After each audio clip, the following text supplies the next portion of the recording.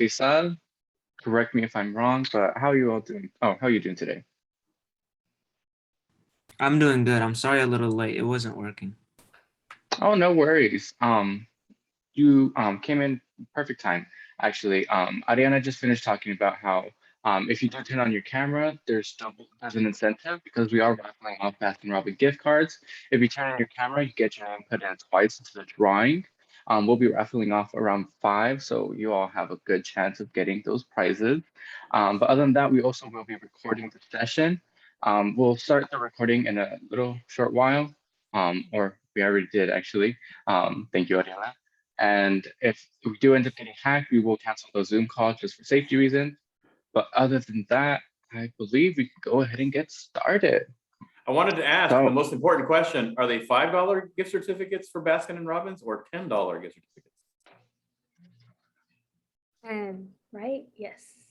I Because believe $10. yeah, $10. Oh, nice. $5 might not get a whole scoop. I might just be one scoop. There you then- go. And you have to have 2 scoops. I have to have two scoops. Mm-hmm. Balanced. Alrighty. We also just got another person who came in, Amani, I believe. Hello, thank you for joining us today. Oopsie.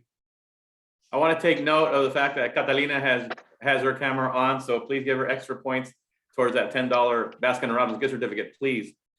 Yes. Alrighty, so let's go ahead and get started. So thank you all for coming today.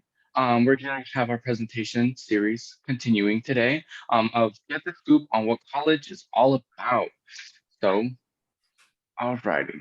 We're going to start off with introductions of ourselves. So hello, my name is Matthew Fuentes. I am a second year sociology major at UC Davis. A little fun fact about me is I just turned 20. I'm old.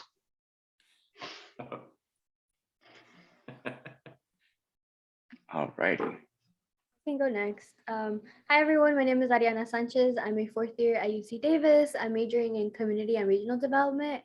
And a fun fact about me is I'm 22 and I still can't drive. So as you know, sadly I still can't drive, but it's okay. I'll learn. And then I'm a blast. So hi, my name is Jasmine Cervantes. I'm a second year animal science major as well at UC Davis. And my fun fact for today is going to be that I'm obsessed with the color blue. I tried to wear some blue today to prove it. So we got the blue shirt, we got the blue earrings, my nails are blue. Can't see, but I'm wearing blue checkered shoes. Blue. It's a blue day. All right. Good afternoon, everybody. My name is Harold Sur Carballo. He, him, él are my pronouns. I am one of the 5 regional assistant directors with the UC Davis Early Academic Outreach Program.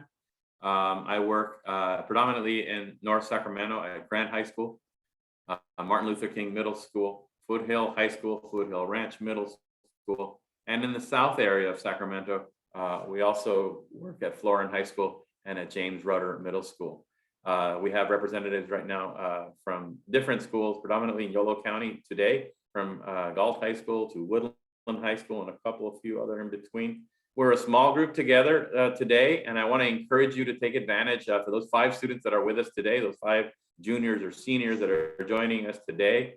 This is your luxury opportunity to have a conversation with undergraduate college students in their in their freshman, sophomore through senior year.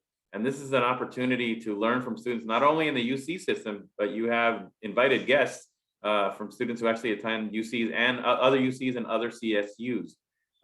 Matthew will introduce you to them and take it from there. So I'll hand it back off to Matthew to get us started. Good to see you all. Right.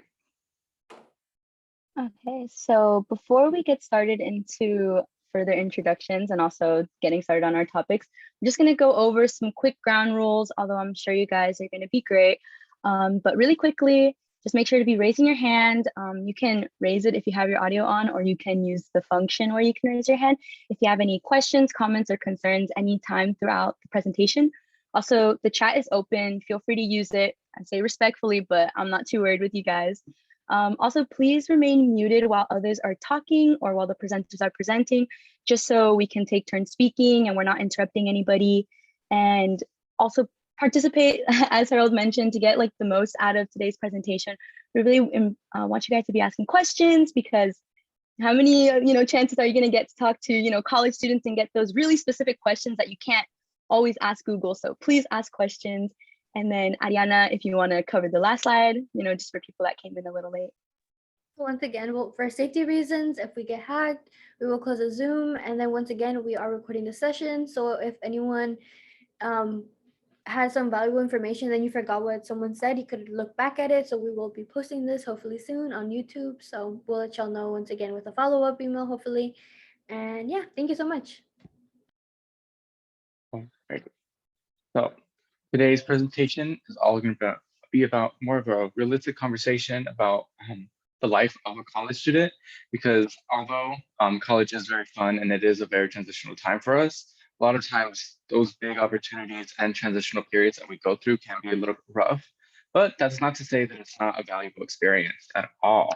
And then here to speak on this as well, we also invited 2 guest speakers. So starting off, we have, go ahead and introduce yourself. You could say your name, year you are, major, and then a quick fun fact about yourself.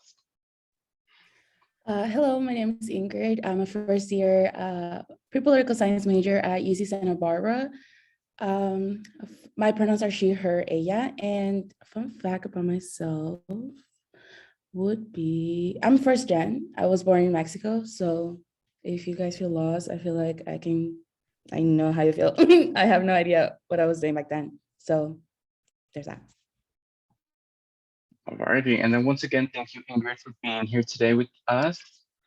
Then next up. Hi, my name is Elizabeth Morone, and I'm a first year at Cal State LA, and I'm a sociology major. And a fun fact about me is my zodiac sign is a Taurus. All right. Yes. All right. So. Okay, everyone. So today, just a little brief overview of what we will be talking about. So one of the topics will be family expectations, homesickness, imposter syndrome, depression and anxiety, stress and burnout. And we will also have a little brief definition of each topic. So yeah, thank you. All right. So on to our first topic, family expectations. Yeah, so we're going to get into, I'll be talking about the family expectation portion of the presentation. So for starters, how can we even define family expectations, right? So we see it as, sometimes our family take these really unrealistic expectations to the type of student we should be versus the role that we have to play in our family, which can be a lot, especially when you're first generation. This is still something that I am personally working on, just because I am in college, and I am also pre-vet, as I didn't mention that before, and getting my parents to understand, they're like, why are you spending so much time at school when I was in high school? What are you doing after school? They had so many questions. So I think, these expectations that our family have of us might be because they don't really have an understanding of the overall education, especially when you're first gen. I included some more specific examples that I kind of wanted to highlight to you guys. So for example, I know a really common one is getting scolded perhaps for prioritizing junior homework over attending family gatherings. Your family might pick on you and say you're not family oriented enough, you're not putting your family first, and that can put a lot of pressure on you, especially when you're really trying to get out of that gap of furthering your family's education. Another big one that I wanted to highlight was perhaps judgment for needing to take time off of school, such as wanting to take a semester or a quarter off for your mental health. Being first gen is also really hard because at the same time, your parents might not understand like how college works, but also mental health is not a commonly talked about topic, even though it should be. So also building a bridge between, mental health and also understanding that college can cause a lot of stress may also create these like unrealistic expectations that your family may have for you, expecting you, going into my next point, to be the best or even perfect. And I wanted to touch on this a little extra because this is something that has really affected me that I wanted to share with you guys, that for a really long time, I felt like I had to be the perfect student. I had to run errands around the house, but I also had to make sure that I was performing my best in school because my parents would say, well, we came from Mexico to give you a better life. You owe us this. We gave up so much just so you could do this. And that's a lot of baggage to carry. You know, we have to remember that we're all just students. We're all figuring it out at the same time, you know, just as I'm figuring it out, my older sibling is also figuring it out, which I also included that if you're the oldest sibling, sometimes that can put a lot of pressure on it too, to be the best or perfect or the standard. And once again, just highlighting the first gen experience that I would say contributes to a lot of these unrealistic expectations. But to summarize it all up, just remember that what others want from you might not always be one realistic and the best for you, right? You have to put yourself first sometimes, right? You're the one getting your degree. You're the one in that situation. And as much as our families, you know, want to help, sometimes we got to take our own approach to what we know we can do, our limits, but also try to build a bridge. That's what I'm trying to get at, that I'm also working on building a bridge between helping my parents understand what I'm trying to do at college, why I'm doing it. But it definitely is hard. We can move on to the next slide. So I wanted to open up the conversation. I shared a little bit about my personal experience with family expectations, but if any of the guest speakers or my two colleagues want to jump in to answer any of these questions, you can answer both, or you can take it one step at a time. So I can read off the first one. What has your experience like regarding family expectations? What has your experience been like regarding family expectations, and how has that, you know, affected your performance? Anybody can jump in if they want to answer this one.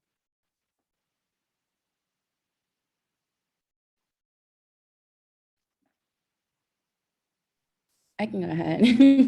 Thank you, Ingrid.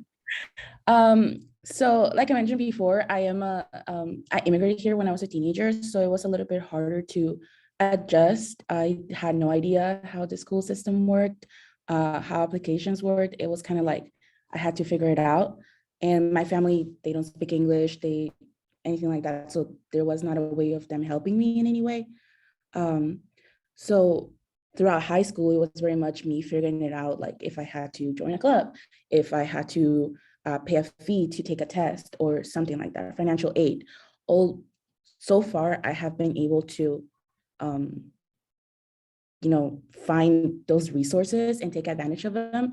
However, it made it difficult for me to ask for help. I feel like everybody in my family and myself expected me to just know and to just be able to do everything by myself, if that makes sense. So I'm kind of trying to get them a little bit more involved. If I'm struggling, whether it's financially or with my mental health, I'm trying to let them know that I can't have everything figured out. I'm 18. So it makes sense that I need help with both college and my personal life. I want to say thank you so much for sharing, Ingrid. I've known Ingrid since high school, and I have seen her go through a lot. So, just her being here means a lot to me, but also thank you for sharing your experiences, because I know it can get a bit personal. So I'm just going to read off the second question if anybody wants to jump in. So has this had an impact on your education? If so, how have you, had to overcome this challenge? I can go.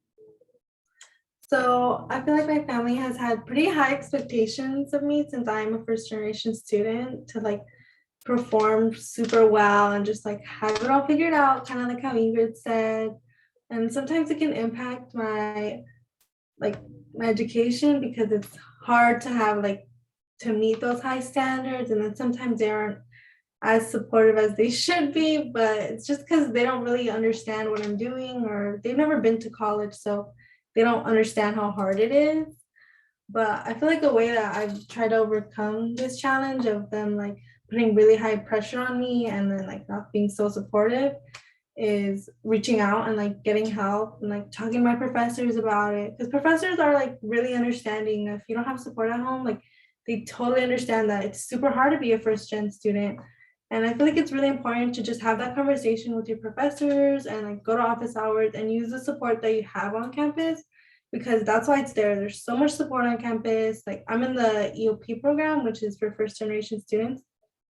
and they help me out so much. I go to their offices all the time. I'm always there asking for help, and it's just a really good way to overcome like the pressure and like feeling like, oh, like this is so much, like I'm the only one going through this. It's really good to talk to your peers. Like in the program, I've talked to other people who are going through similar things as me. Even people within the program have talked to me and been like, it's okay, like I'm totally going through the same thing, like my family just doesn't understand.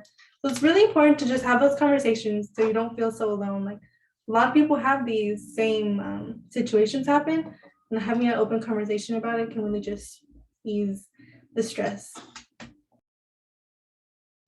Definitely. I feel like Elizabeth brought up a really good point about building community on your campus and how that could really help you, because just having those people to go to and talk to is so helpful and beneficial, not only for family problems, but in general, as a first generation student, having to navigate the different trials and tribulations that you have to go through. A lot of them are also going through those same problems, and a lot of those don't have support from their families on being guided through these issues. So that could be like just creating a more balanced schedule between work, school, personal life, and just trying to really hone in on who you are as a person. It's really important to have that community on campus, just so you could really connect with other people and not feel alone. And we'll touch more on that later on. But did anyone have anything else to add? I have something to add. Okay, so I'm already in my 4th year at UC Davis, and honestly, just my overall advice would be, once you decide to go to college and whichever college you would like to go, is have that kind of uncomfortable conversation with your parents that you're gonna be going through different phases as you're in college, and you won't be able maybe to text as much and call, because at times I felt like my mom would try to call a lot. I am the youngest, so she always wanted to make sure I was okay, and at times like my family would too. It kind of made me feel like pressured whenever I didn't answer those calls. And I remember like, hey, like she like brought it up to my attention, like you're supposed to answer my calls. But I also reminded her that um I have my own responsibilities while I'm in college. I need to go to class, I need to make time to eat. And so I made sure, like, even now, I still have those conversations with my parents, even though they have been kind of difficult of just boundaries. So for sure, have those conversations with your parents. It might be uncomfortable, but it'll really help you throughout like your college years and also with your development, personal and educational development. Yeah. Thanks, Ariana, for jumping in as well. If we could go to the next slide. Yes. Yeah, so we also didn't want to just limit you guys to those questions. So we wanted to open up the floor to the students, and you guys can ask any questions related to the topic or any general questions that you might have thus far. You can ask any of us. So Matthew, me, Ariana, Elizabeth, or Ingrid. So we can give it a few minutes if you guys have questions. You can type it in the chat, or you can also turn on your mic. Yeah.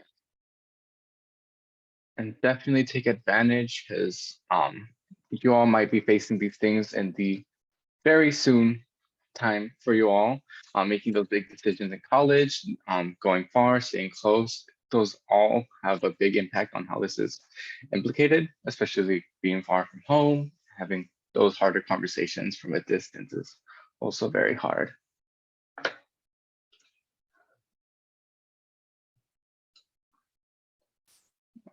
Okay, I'll give it a little extra second in case anyone's typing.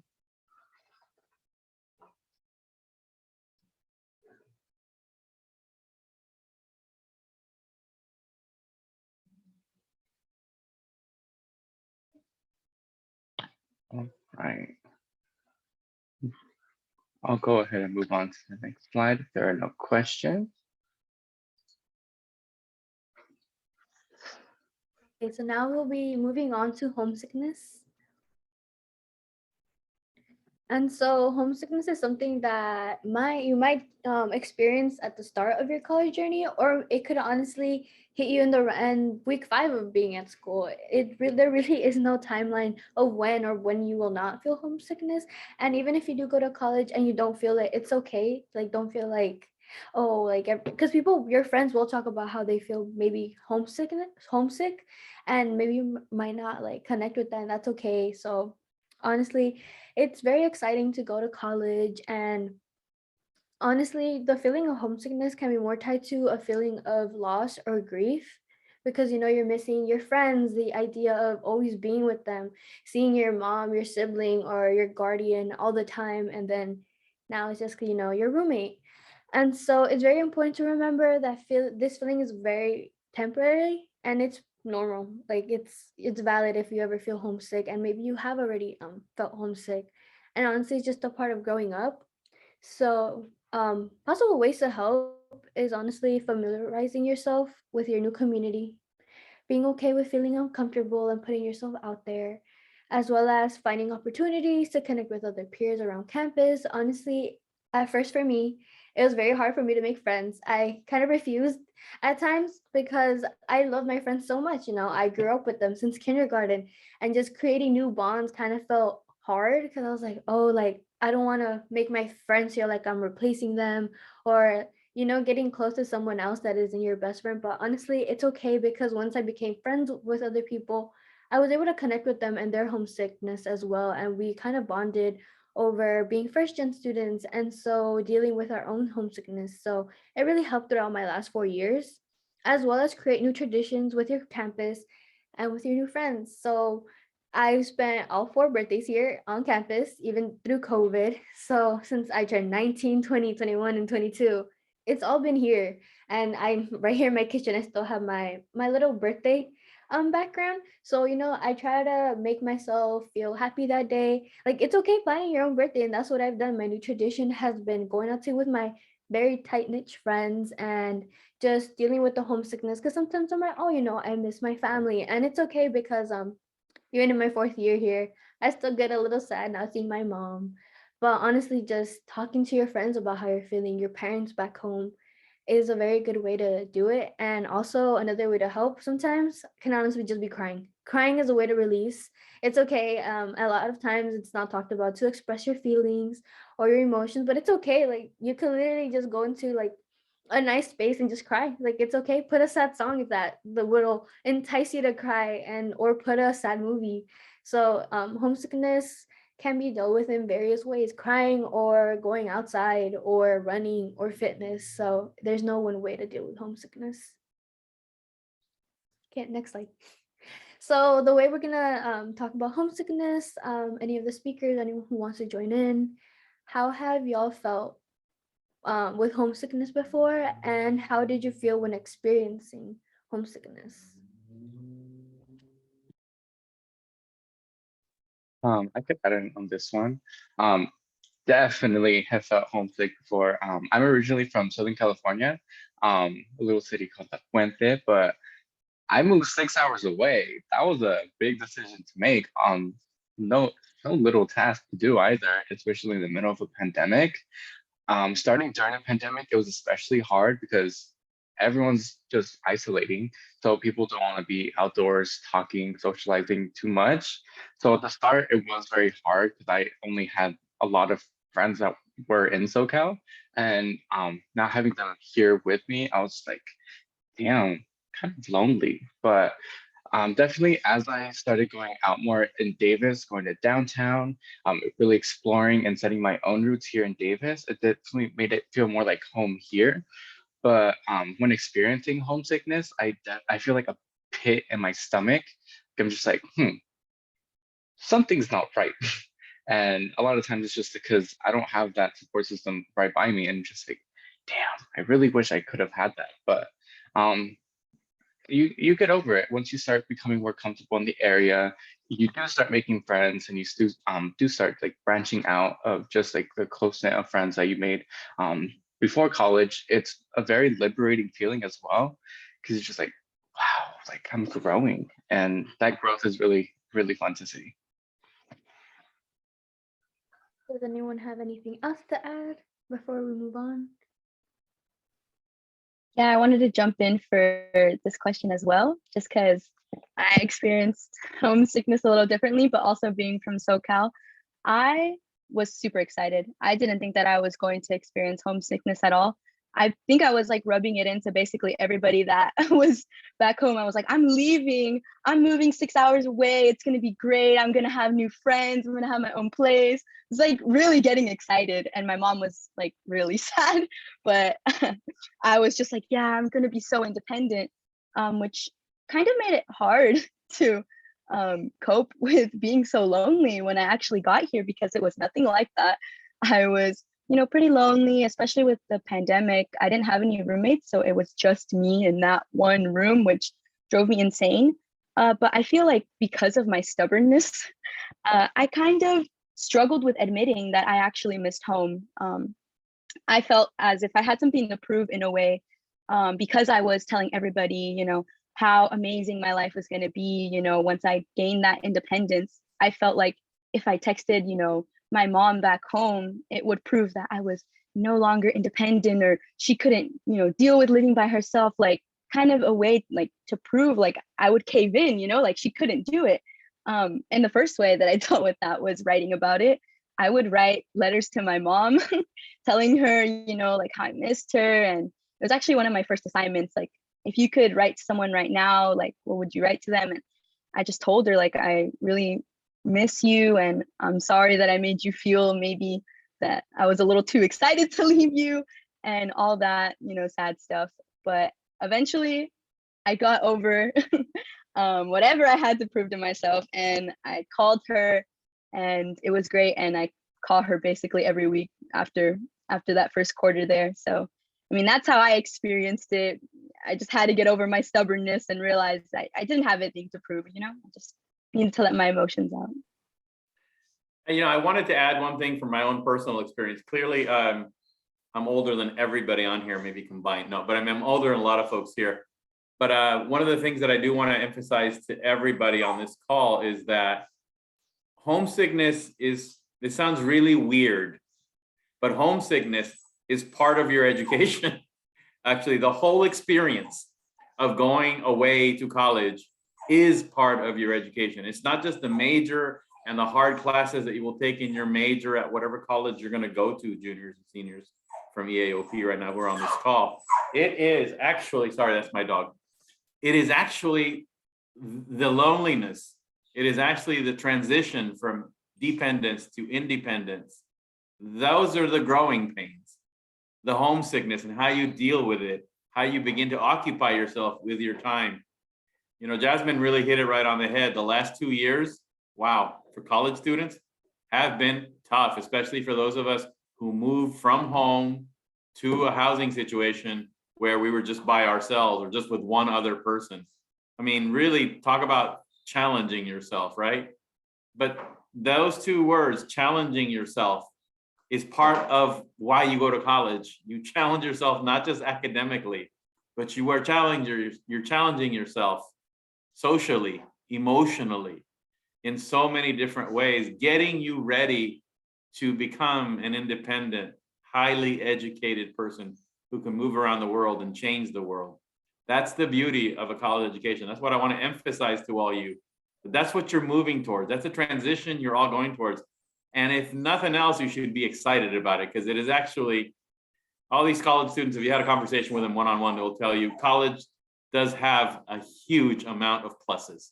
There's a lot of really cool things about becoming independent, even though it hurts sometimes, even though you're lonely sometimes, even though mommy, papi are missed. I get it, right? Or that special friend who you've known since kindergarten are missed. You're going to meet your new best friends in college. You're going to become this amazing independent person. It's part of the educational process. I just wanted to highlight that to you and really emphasize that to you all.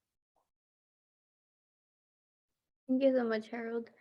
So for our next question, did you miss some things from home more than others? If anyone's willing to answer that question.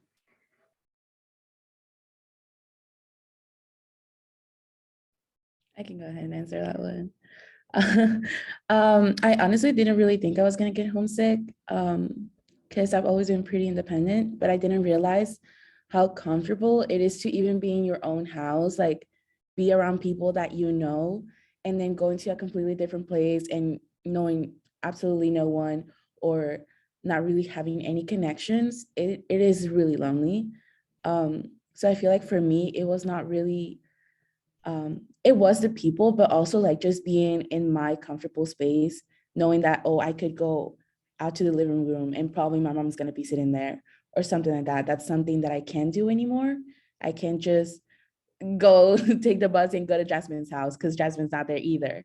So it's just that, like, knowing that I'm 3 hours away alone and I have nobody that I know around me, and that kind of, it's just an unknown place. It's just that, like, that comfortableness that I didn't know I was gonna miss. Thank you. Anyone else? Before we move on to the next question. No, definitely, I could agree on that. I like how you could just walk out and like a parent will be just sitting in the living room. That's something I miss so much, only because like dorming on my own, you there's no one to talk to. You're just in a room by yourself, like enclosed by four walls, and you could definitely go crazy. And definitely did happen. But going back home for like winter break or when I moved back for summer, I caught myself whenever I would go out, I'm just like, oh, I could talk to someone. That's so nice. Or like I could just hit up an old friend, just be like, hey, do you want to go out? And we could just go out like nothing. And it was such a different dynamic because over here I didn't have somebody that I could just call and be like, hey, do you want to go out? Well, I did, but like, they also have lives and sometimes they can't go out. But being back home, you have a lot more people, and it's just being able to have all those people that you could go to and just so many different forms of support from like family, cousins, friends, everyone. Like it's just so nice to have down there. Versus up here, like having to really build it. It's been rough, but um, it's been a very, very valuable experience. Yeah. Yeah, and another thing that at times can also influence your homesickness can also be social media. Social media honestly has really influenced the way we feel, especially with FOMO, fear of missing out. So at times my friends would post they were all together, birthdays, and I felt that sometimes triggered my homesickness personally because I wasn't there, or certain events would happen and it's sort of like I'm 6 hours away. I can't just, I could take the next plane, but by then it's, and then also money. And so at times, the way I dealt with, well, how I have dealt with my FOMO is FaceTiming my best friend whenever I can, because sometimes I do really miss her, and sometimes I see like, oh, she'll post she's over here, or I'll also post something, and then she's like, oh, I miss you. So honestly, it's just being very vulnerable with my friends and saying, hey, like I miss you, and because at times it was also my kind of like my pride. I'd be like, oh, I don't want them to think that like just like Jasmine said that, I've glorified like my life, like yeah, my independence and yes, this and that. But then I see them all posting like the birthday cake and then all my friends around and I'm like, oh, I'm not there. But it's okay. I've been like super vulnerable and I really love my friends and I've told them I'm like, hey, I miss you and like if you have time, hey, like FaceTime me because I get nervous FaceTiming you because you have your own life and I don't want to bug you. But I also, I'm kind of a little homesick, so if you can call me. So honestly, that's how I've dealt with my FOMO. That's kind of create created my homesickness. So I don't know if anyone else has had an experience like that before or that what they want to share. No, yes. Oh my god, no. I still live at home, so so I think you guys totally killed it. Alrighty, thank you so much. But yeah, just one and homesickness. It's it varies at times, so don't worry, your feelings are valid and it could, hit you on the first day or maybe even on the last day. At times it would hit me right before I would go home. I don't know why. But yeah, on to the next topic. And if there's any questions about homesickness, please put them in the chat or just raise your hand. Or if you don't have a question now, we'll also give you an opportunity at the end of the presentation to ask questions.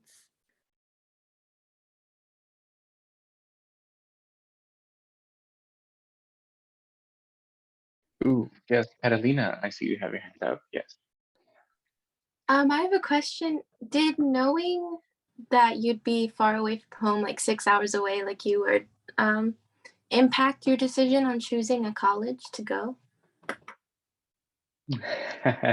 Well, I had the idea in my head that I was going to go far from home very early on, probably like my freshman year of high school. Before even I started applying to colleges, I knew that I wanted to go far only so I could really be on my own and not have that kind of sounds weird and dark, but I wanted to not have the option to just like run home because I was like, no, like I'm gonna stick it through, kind of my stubbornness coming through. I was like, no, I'm not gonna go close the home because I want to be independent. But I didn't really entirely think it through because of that aspect of FOMO, especially like whenever I go through a hard time or friends go through a hard time or like my cousins or my sister goes through a hard time and they like talk to me about it. I want to be there for them, obviously, but I didn't really anticipate that being such a hard thing to go through, but definitely how Ariana was talking about just FaceTiming them, even though we're not there in person, at least being able to talk face to face in that sense through a screen, that's been really nice. And that's been a really um, big thing that's helped the decision a lot. Yeah, just helped the decision a lot.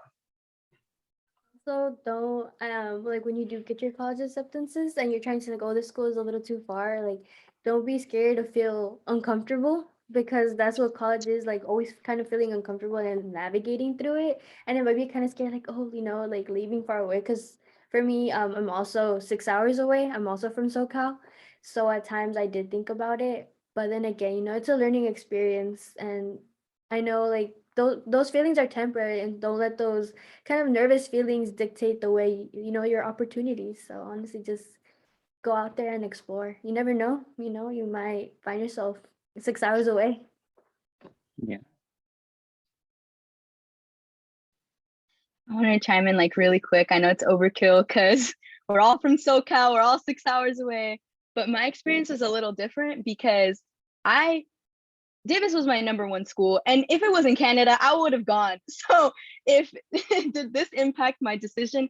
Personally, no, because I knew that I wanted to go to Davis. So the distance didn't matter. I feel like it was more the aftermath. I was like, okay, yes, I got into Davis. I'm super excited. And then I got here, I was like, okay, well, you didn't really think this through. You were just thinking that you wanted to go to Davis because you were so excited, but you kind of forgot that it was 6 hours away. But I mean, it all worked out, it all worked out.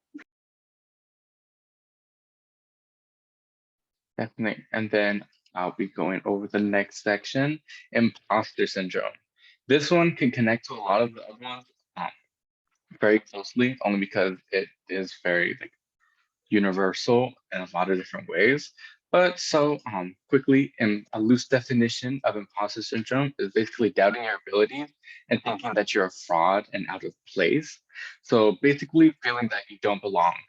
So for example, going to a four-year university and then doubting that you truly belong there, despite having been accepted there. Um, and this pattern of self-doubt can lead to anxiety, stress, and a lot of missed opportunities because you're doubting your capabilities. You're like, oh, I want to do this, but can I really do this? But it's important to remind yourself that you were put into this institution and accepted to this institution for a reason. You you proved it. You proved it through your grades, your extracurriculars. You proved it through everything, and that's a hard thing to keep in mind, but definitely very important to keep in mind. And then some ways that you could overcome this feeling is just kind of as kind of morbid, but separate feelings from fact. Just because you think you don't belong doesn't mean that you don't belong, because you were the one that got into the school with your own accomplishments, nobody else's accomplishments. Nobody else did those classes for you. You did them. Nobody else took those tests for you. You took them. You proved it. You proved your worth, and you should acknowledge that. And also developing a healthy response to failure and making mistakes. A lot of times, especially with how we were talking about with family expectations, it can be very easy to just get stuck on always wanting to be correct, always wanting to be perfect. But mistakes and failures, they're just opportunities to start again with a new level of intelligence and understanding of the task at hand. So say you failed the test, but now you know the general things that are going to be on the test. So you have a better idea of how to prepare for that. If you fail a class, you've taken that class already. You know where you struggled and you know where you excelled. So you know where you need to focus time in and where you could lean on a little bit. And it's the same thing with feeling imposter syndrome. You might have not gotten accepted into a program, but they might have given you feedback and you know what you need to do next time when you're reapplying to be in that program. But another one is a common thing that a lot of people hear is just fake it till you make it. Don't wait until you feel confident to start putting yourself out there. Confidence really does come from the risk you take, because after you take risks, you're just like, wow, I did that. Like I maybe I am maybe I am competent enough, because you are. And a lot of times it just takes throwing yourself in the deep end and seeking that discomfort. How Ariana was mentioning, just don't be scared of feeling uncomfortable, because a lot of times that discomfort makes you feel at home, because you're really honing in on your own capabilities. But to go ahead and kick off this conversation, um, so the first question, what has your experience been like with imposter syndrome? Was there anything in specific that triggered this feeling? Does anyone want to go ahead and take on this question? I can go. I feel like my experience with imposter syndrome has been just like I got into Cal State LA through special admit, and I feel like at first for a while I was like, wow, I barely got in, like the special admit, and like it just was like it felt surreal, like, oh, I can't believe I'm actually here. Like, I don't know if I deserve my spot here, but I feel like it's really important to just like have a conversation of like, and just, how he said earlier, separate facts from feelings. You do like feel like you don't deserve to be here, but the fact is like you got accepted, you're going to school, you're going to class every day, you're like doing what you're supposed to do. And I feel like it's just really important to remind yourself like, okay, I got accepted. Like, remind yourself of the facts to kind of calm down your emotions, because sometimes you can get like, oh, I don't deserve to be here. You just feel like you don't belong. But it's really important to remind yourself like, I'm getting these good grades, I'm going to class, I'm doing this, you're doing it. But it's really important to just have those like self-talks and be like, this is what I'm doing. Like, this is me. I deserve to be here.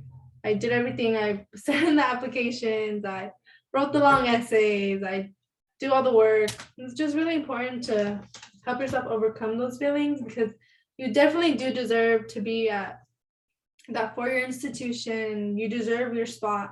You just need to remind yourself like, okay, I did everything I needed to, and I'm here now. Like, this was my dream a long time ago, and it's coming true.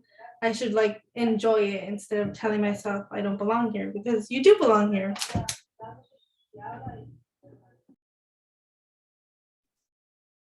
Definitely. And I feel like another important thing is that these feelings do not discriminate at all. No matter what accomplishments you might have had, or shortcomings you might have had, like, this is a very common feeling that a lot of people go through, no matter what. Um, I have always been strong in my academics, but even though being alone in the dorm and sometimes hearing people in the hallway about how they're doing, or how they're like making all these friends, I would always start thinking like, whoa, maybe I did make a mistake coming here, because I'm not networking, or I'm not like doing as great as all these other people. But no matter what, there's always going to be people that might be perceived as better than you, but they also have these feelings. And a lot of that realization didn't come until I started talking to a lot of these people, and talking to them about how they felt, and them feeling a lot of the same ways that I felt. I was like, oh, I'm not alone. We all feel these feelings. And it's just important to remind yourself like, no, this is just my emotions getting the better of me. Because a lot of times emotions do get the best of us. We can't help it all the time, because emotions, they can hurt, they could be very brutal sometimes, but sometimes you just have to separate that feeling from fact. The fact is, you did it. Does anyone else have anything else to add? I do. So for me, this is a big thing, because by the time I applied to college, my GPA was very, very, very, very low. So when I got accepted, I was very happy, but by the time I got here, I felt like I was not at everybody else's level. Like, oh, my GPA was really low in high school. And all these people come mostly from North Cal, like their dream schools were Stanford, they were applying to Ivy schools. People who had like so many extracurriculars, and that probably their resumes look my resume looks absolutely terrible compared to theirs. So I just felt like inadequate, if that makes sense. Like I just like, oh, I'm not supposed to be here. Or I remember I talked to my roommate about it and she was like, oh my God, that was your GPA? Like, how did you even end up here? And that was like, oh, you're right. How did I end up here? So that is something that I do struggle with a lot. And it wasn't until like, it would even stop me from applying to certain programs because I was like, oh, there are gonna be these people who are probably a lot smarter than I am and probably who know what they're doing. I shouldn't even apply. Like I'm probably not even gonna get it. And that has stopped me from having those experiences. However, it wasn't until recently that I got accepted into a program and I started talking to these people who I thought had everything together and that they knew what they were doing. And that from the outside, I was like, oh, like I have to drag myself to class sometimes. And they look like they have a whole schedule and a whole routine and that they're really good at it. Like they are not struggling. And it wasn't until I talked to them that I realized like, no, like they are struggling. Like they also sometimes lack motivation. Like they sometimes have this imposter syndrome, like they don't belong there.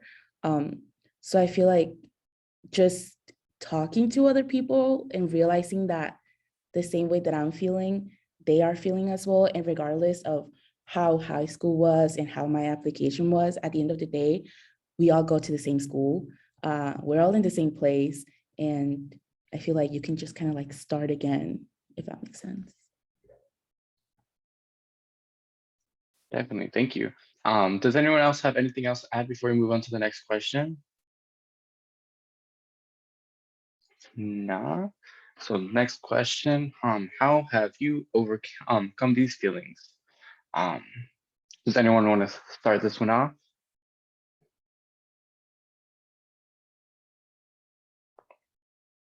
I can go ahead and start. I have a fairly recent example actually of this, like as in like literally yesterday. So this past week for me was like especially rough, like emotionally, just school, and then just everything was just like overwhelming this week because we're nearing the end of our quarter, finals are coming, papers are being due, so it's just been very stressful. And then so a few weeks ago, I like impulsively and applied to a job. And then last week they called me. It's like, hey, you have an interview on Thursday. I was like, oh, okay, cool. I went to the interview, and then after I finished it, I felt horrible. I messed up on one of the questions big time, and I was just like, I didn't get it. I messed up. There's probably a lot of other people that are doing way better on the interview. They knew how to answer every single question. They did it flawlessly. They applied every single part of their mission statement to all the questions. And it especially hit me at the beginning of the interview when they're just, okay, just before we start, just make sure to like just try to be calm. And then when they started talking about that, I was just like, I'm not ready for this. I shouldn't be here. But got to the day after, so Friday, yesterday, they called me and they're like, hey, you got the job. I was like, you're lying. You're lying. But like that kind of the little confidence boost that I got, I was just like, okay, maybe I was exaggerating it a little bit, just a smidge. But like after the interview, I just felt like horrible. I laid in bed and I was just like, I'm just gonna go to sleep it off. But it was all for nothing. Like I was worried for nothing. And that definitely did help me kind of overcome this feeling of like, oh, like, why did I even try?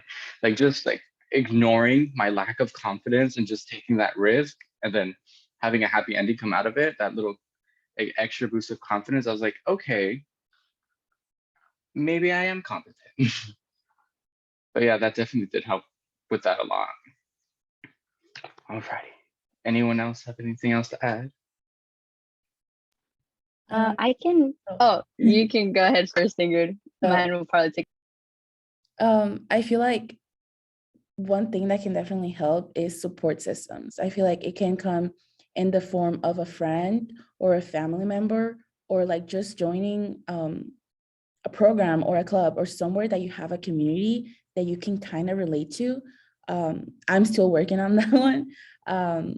One of my advisors for one of the programs I'm in is constantly checking in every week And that's where I can be like, oh, I've been stressed lately, or I've been feeling this way lately. And that's currently my support system. If you struggle reaching out to a friend or something like that, or just have that stubbornness and you just don't want to admit that you're having a hard time, maybe someone from outside of your circle can help. So I feel like that's a big thing, not just for imposter syndrome, but for like pretty much anything, having support systems around you. That's a big one. That's a very big one. Alrighty. Does anyone else? Jasmine? Okay, I'll try to make mine quick just because I know we're short on time. I'm gonna cheat a little because I think I have to answer the first question a little to like then give my how we're gonna overcome. So just like for the context purposes, yeah, ever since I got to Davis, I felt like an imposter, especially because I'm in STEM, and sometimes when you're in STEM, there's people that just automatically think they're better than you, like just because they got a higher grade or they're closer to the professor or they know something you don't. And sometimes it can be kind of toxic because they won't want to share information with you if it's something that they know. They won't want to help you study. It's very competitive, but as much as it is competitive, I mean, there are really nice people that do genuinely want to help. And I kind of just have to remind myself that we're all in the same boat. Like kind of what Ingrid said, you think that you see somebody and you're like, oh, look, they look like they have everything together and they must be getting all A's. And then you talk to them and they're like, no, dude, I don't know what's going on. Like I bombed that last test. And then you can kind of build a connection from there. Like I bombed that last test too. How about we study together? How about we go to office hours together? So I think that's one of the ways that I've been trying to overcome imposter syndrome. Just kind of, it's hard to just say don't compare yourself to other people because that's not something that happens in the snap of a finger, and that's not something a lot of the times that we can control, especially when you're at these universities where, you know, these people do have connections and do have the grades and have resources to private tutoring and all this other stuff. But just once again, just trying to like set my own goals and not set the standard for what else is around me. So not be like, oh, this person has this grade, I'm going to try to get that grade. I'm going to be realistic and be like, what can I do with the resources that I have, with the time that I have, with my circumstances, and also just writing about it too, because sometimes you hear family members or friends that have like, you know, said things to me about my grades or about my field of work that I want to go into. And sometimes you don't always want to have those conversations just yet. So I think writing about it for me personally has really helped me because I can, like I mentioned before, write letters and then just never send them if I'm not ready yet. So I think that's one way that's definitely helped me overcome feeling like an imposter, just talking to myself through writing. Definitely journaling is a very helpful way to get over those feelings because it's just personal too. It's all just you expressing yourself. But we could go ahead and move on to the Q&A session. Do any of you all have any questions regarding imposter syndrome for any of us? You could go ahead and raise your hand or type it in the chat.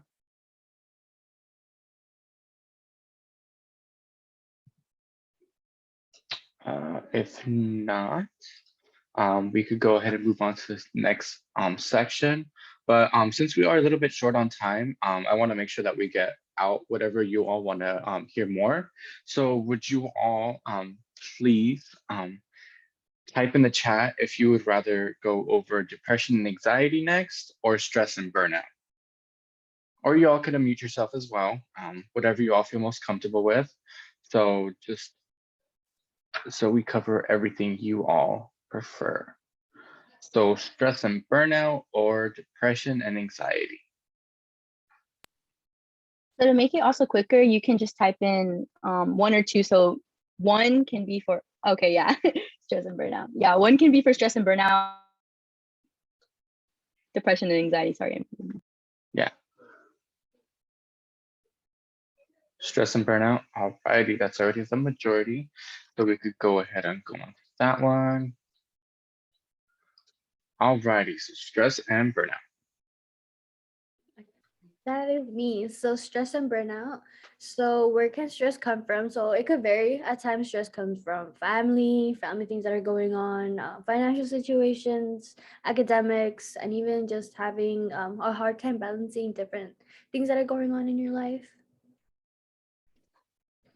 And so honestly, a lot of times burnout can really make you really tired And so that's why it's very important that we wanted to talk about this, because at times we don't even know you're already burnt out until you're literally with no sleep and you just want to sleep all day, or you just really don't know. So that's why we want to talk about that. At times stress and burnout can manifest into being just irritable, mood swings, poor concentration, and a decline in physical health, and maybe even more feelings of anxiety or new feelings of anxiety and depression.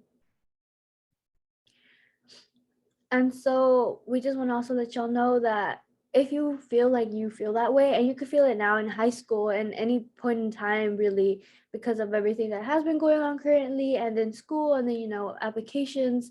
So we want you to know that at times a good way to combat stress and burnout is even having an agenda can help. Just honestly, time management can also try to help you. So having a good work-life balance, being okay with saying no. I want to stress that it's okay to say no. Um, honestly, the person that probably asked you for the favor isn't gonna like hold it against you. It's okay to say no. I feel like that's something I need to also consider. Saying no more often. So prioritize yourself. Like, be selfish. It's okay to be selfish. Like, it's good to put yourself first. You're gonna be the one dealing with the stress and burnout, not the other person. So honestly, have a good schedule. As well as eat. Don't forget to eat. Now in high school, take those lunches, take those snacks, and then in college as well, once you move on into college, make sure to, everyone is so busy trying to schedule their homework, their work life, that they forget to schedule time to eat. And in order for you to complete all those tasks, you need to eat. And so remember to always have a good nutrition if you can, and if you're able, take a little snack for later. Like I left for a meeting today in the morning and I forgot to eat. But luckily, I know this happened. So I had an applesauce in my backpack. So, it's just preparing. And as well as physical activity, walk outside, because at times, you don't want to talk about your feelings. So you could just walk outside, be outside in nature. And once again, I'll say it again, cry. I feel like I say cry a lot, and I don't even yeah, sometimes you just need a good flush of emotions when you're stressed and you're burnt out. And things could get super overwhelming really quickly. So at times a good way is just to cry, just let your body combust so you can put yourself back together little by little with less stress. So these are a couple ways to combat burnout. And so I want to ask y'all, what signs have you gotten from your body that you are experiencing stress and burnout?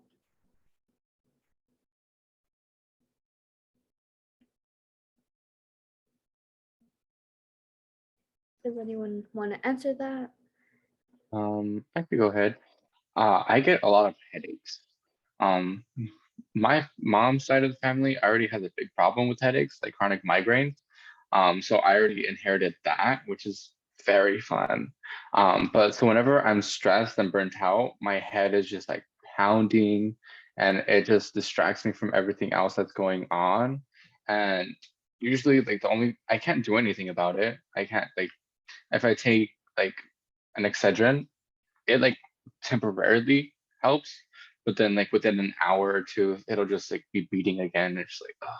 And usually the only ways that I could get over it is just sleep, just stop what I'm doing, just really take care of my body, because it's like literally begging me for it. It's like, hey, listen, please.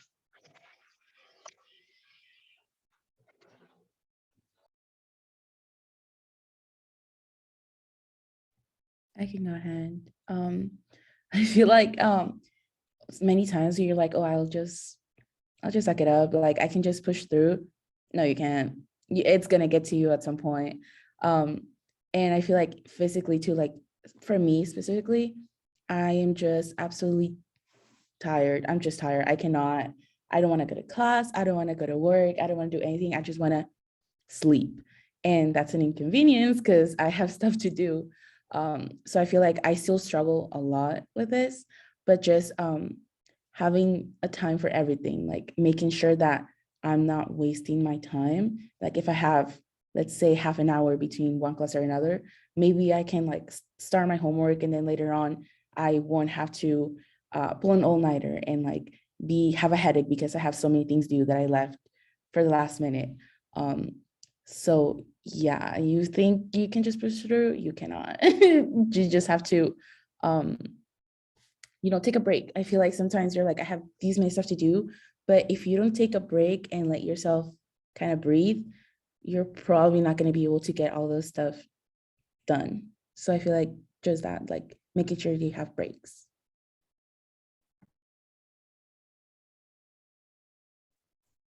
So just for also time purposes, I'm just gonna do one more question to give y'all an opportunity to ask us questions. So how has stress and burnout affected you? If anyone wants to answer that. I can share.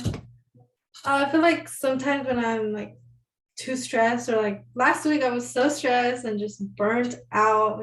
I just started working on campus recently as like a student instructor, and that's a pretty hard job, and I'm going to school full time, so it's like really overwhelming, and I was super stressed out, and I just cried in my office at work. But I totally agree with what you guys were saying earlier. Sometimes you just need to cry, or like just have that moment and just cry for like an hour or however long you need to. And it's just like, you don't need to hold in all that stress and all that burnout, like you don't have to just like, no, it's fine. I'll just push through it. It's fine. It's fine. It's fine. It's like, no, it's okay. Like just take a moment for yourself and really just take care of yourself. Like there's free schedule planners online. Like, use it, take advantage of them. Make those schedules so you can see like, okay, now I have this time at work and I have this time at school. Where can I fit in some time for myself, or some time to hang out with my friends, so I don't feel so like just stressed and burnt out. I feel like it's really important to just make time for yourself and be selfish. Like make time for you, because you're the one stressed and burnt out. Like make time for you. Use a planner. That's my best recommendation, to use a planner and just schedule out and see like, okay, I can have a break here and like have a little lunch here, or like have a snack, or like just make sure you have breaks for yourself within the days or the weeks. That way you don't feel so burnt out and stressed. Instead of like waiting till you're burnt out, just insert those like little time slots of like time for you. Thank you so much for sharing, everyone. Yeah, honestly, it's okay to be selfish, and it's good to start implementing it now and having those boundaries. I've tried to make those boundaries so my burnout isn't as bad. And yeah, thank you so much, everyone. And so I wanted to see if anyone has any questions y'all want to ask us about burnt out, or really just any general questions about college. We are here to answer your questions. If anyone has any, please you can unmute yourself, or just drop those questions in the chat. And then another little clarification for the question: it doesn't necessarily have to be related to the topic we just went over, or the topics at all.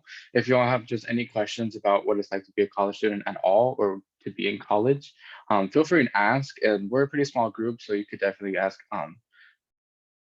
Not too personal, but you could ask some personal questions about like our schedules and how that has an impact on us.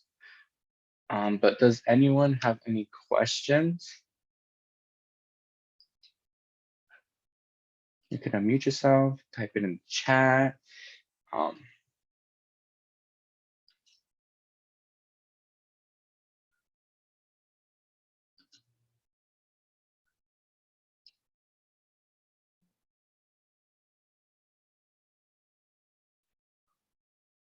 I'll give it a little more time just in case anyone's typing. Catalina has a question. Yes, Carolina? So I hear from college students about their class times, and I hear that some starts at like 9 a.m. in the morning, some at 6. So what does like a normal average college student class time schedule look like? That's a good question. One really cool thing about college is that you get to entirely decide your own schedule. So if you want those early classes, you can go ahead and choose those early classes. But one difference from being in high school to college is that you do have a lot more on your plate because you don't only have school, but you also have your own personal life. Especially if you do decide to move far away and decide to be independent, you have to take into time cooking, take into account cooking time, just time for yourself, homework time, class time, and then a lot of just other things. But one really cool thing is that you can decide your schedule, so you could put them later in the afternoon if you want to have a job in the morning, or vice versa. If you want to have your classes in the morning, you could schedule your work later in the afternoon. So you're entirely free to decide. Um, for me personally, it's a good mix of them. So like Monday, Wednesday, Friday is when I work and I'm on campus by before 8 a.m., which is kind of tiring, not even gonna lie. Having to wake up at 6, it's a lot harder than it was in high school. But then on Tuesdays and Thursdays, I have a 9 a.m. class.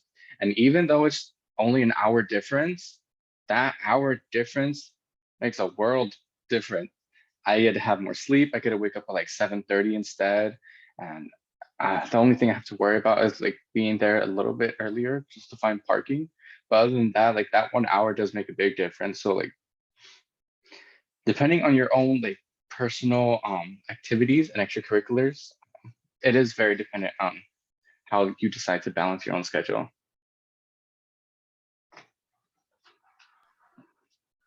I also wanted to chime in and offer like some advice and like some tips, because like Matthew was saying, it is really flexible and you get to pick out your own schedule.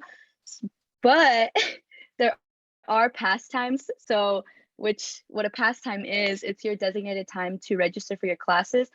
And there's a long list and you get lined up. So first, it's like those who have priority. So I would recommend for you guys, once you get to your schools, to see what kind of resources are out there to hopefully get you in that priority list. I know there's certain programs. Matthew, like here, is it Trio, like one of the programs that will give you priority? Yes, Trio Scholars. It's a program for first generation students. Yeah, so definitely look for those types of programs, because I think the other priority is like if you're like an athlete, things like that. So wanted to share like my schedule. At least my schedule is very all over the place. I really wish that I could have a better schedule. So I wish I did have a little bit more control of my schedule, just because I am like the second to last group to register for my classes.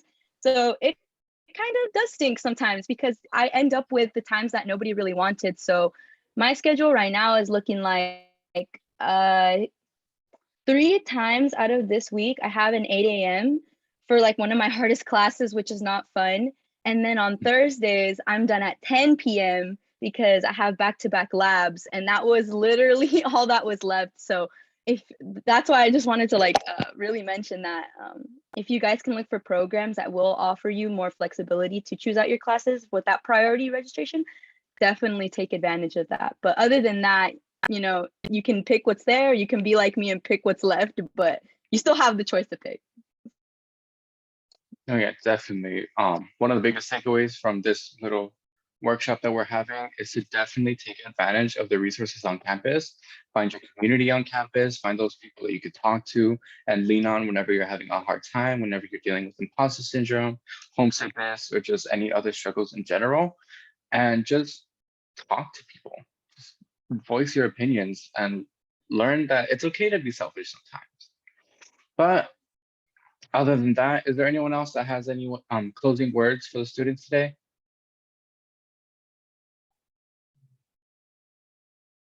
See no, then this concludes our workshop for today. Thank you all so much for coming and joining us today. Um, we really appreciate your participation and just you being here. And also a big thank you to our guest speakers. Thank you, Ingrid, and thank you, Lisbeth, for coming on by and taking time out of your Saturday. We really do appreciate it. And I'm sure the students do as well. Other than that, you all are good to go. Bye, everyone. Have a nice rest of your Saturday.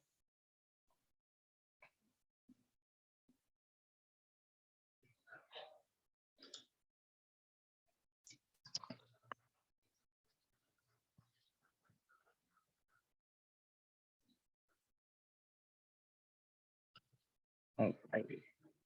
I think I'll just go ahead and end the, oh, let me stop recording.